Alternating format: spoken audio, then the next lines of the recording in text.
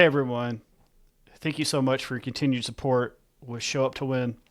This podcast is going to be a little different than the normal one.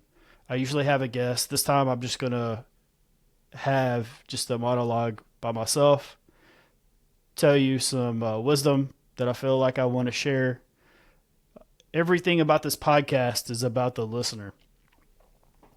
These guests come on that I am hand selecting, and I am making sure that they are able to bring you some type of value through their stories and through their journey. I was asked to do a monologue because someone was talking about it, and I was like, no, I don't want to do that. But I hadn't. There was a thing that happened this week where I felt like, hey, I want to do one by myself. So first of all, I want to dedicate this Show Up to Win episode to my cousin's wife, Ashley Morton. She passed away yesterday on with her battle with ALS. It was a 5-year battle. She fought it very hard. It was definitely something where I feel someone who just oozed resilience. And so I'm just going to take a few short seconds of just silence for her.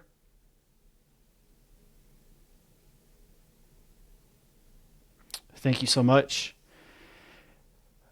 The reason that I want to do this, I feel like someone out there will be able to not only understand, it'll be able to help somebody heal.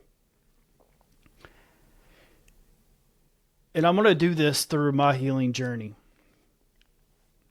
Yesterday, when Ashley passed away, I had a moment of survivor's guilt, which I know most people have had, but also in her journey, she was getting worse. And then ultimately, I got this miracle and I got better. This wasn't the first time that I had to actually deal with this. I was dealing with the diagnosis when I was in Louisville, and a really good friend of mine, he had a young son. And that young son got diagnosed right around when I did, and then he passed away a couple years later. I want to share this with you all, and then I want to tell a little bit about the journey and what I feel like I can teach. We carry guilt that is not ours to carry. I'm not in control of divine timing. Therefore, I can't tell if somebody's supposed to stay or go. And so I just wanted to share that with you guys. And so we just need to understand that we don't have control of that. And also we want to make sure that we don't carry guilt from something that we have no control of. So I wanted to share that with you guys. I keep getting these questions about the past, and so I want to kind of share this part of the journey with you guys. I think it's very important to really show not only being able to share and be transparent about my journey, but also just to kind of let you guys know, hey, what I've been through.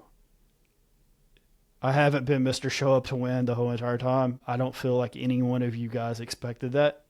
There was a lot of bumps. There was a lot of lessons out throughout this. But most importantly, as we go through these lessons, we're able to keep going on. Really, the only way that you stop being resilient is by quitting. And so whatever you're going through, whatever battle you are, if you're a single mom, single dad, and someone left you, you just recently got divorced, you just recently lost your job, those type of things. I just want to tell you that, like, if anyone else doesn't care, I care. I care. And so if you ever felt unheard, unseen, unloved, silenced. No one cares about you. You're part of my crew. You're part of the reason that I do this. Is I want you to know that you have the power to change your circumstances right then and there. Everything with a flip of a switch. It starts with a choice, and that choice creates a commitment. So that decision changes your whole trajectory. So I wanted to share that with you guys. And like I said, I wanted to share some things that I had to go through and also some of the pain points, because I know there's someone out there that's going through the same thing. Have you ever been asked to do something that you really don't want to do, but you went ahead and did it anyway? There's a lot of people pleasers out there in this world, and like I was one of them too at some points. I would risk my physical health to go do things for other people. I would be the person that someone would wake up in the middle of the night because they would get drunk, and then they'd call me and say, "Oh, hey, I can't drive." Because they knew that I had a loss of someone who got killed by a drunk driver. And I was always one of the first people to always volunteer, because I knew that I wanted to make sure that they got home, but more importantly, that their decision didn't cost someone else their life. There was a time when I felt so bad, and someone called me in Lexington. This is when I lived in Louisville. It's about a 45-hour drive, and I made that drive, made sure they got home, and then I drove back. And I remember as I was driving back, I realized that that person would have never done that for me. But I made that decision to do that, and that made me realize those type of decisions I took on me. I carried other people's weight when I was hardly able to carry my own. And so I just wanted to share that part of the journey of, even when I was sick and was just feeling like crap, I still did certain things like that. And I know that there's someone else out there. I actually saw somebody have a post on Instagram that said something about that they thought loyalty was always showing up and never standing your ground, never creating boundaries. And so what I want to tell you is when you create boundaries, then you know the people that actually are supposed to be in your life. The rest of the flock, they move on and they find other people for them to be able to take care of them. And so I felt like today was that day to just say, I feel your guys' pain. I truly do. I get a bunch of emails, a bunch of messages, a lot of things on TikTok and stuff that tell me that there's a lot of people that are going through pain. And I get a lot of people that always say, nobody cares about me. Like, I should just end it all. And I want you guys to know that that's not true. The other thing I want to share with you guys is throughout our journey, we have people that come in our lives that not only uplift us. For me, it was Melvin Turner Sr., but also other mentors that came along and that took their place. I feel in my heart of hearts that this message is going to hit someone so hard that they're going to be able to transform and change their life. And so that's the reason that I decided, hey, to pivot completely off of this podcast and creating to come out with the version that I already have edited. I just felt like there was a great need. Sometimes we're so out of alignment that we have to get kind of knocked on our ass to get in alignment. And I feel like that's one of those times that a lot of people go through.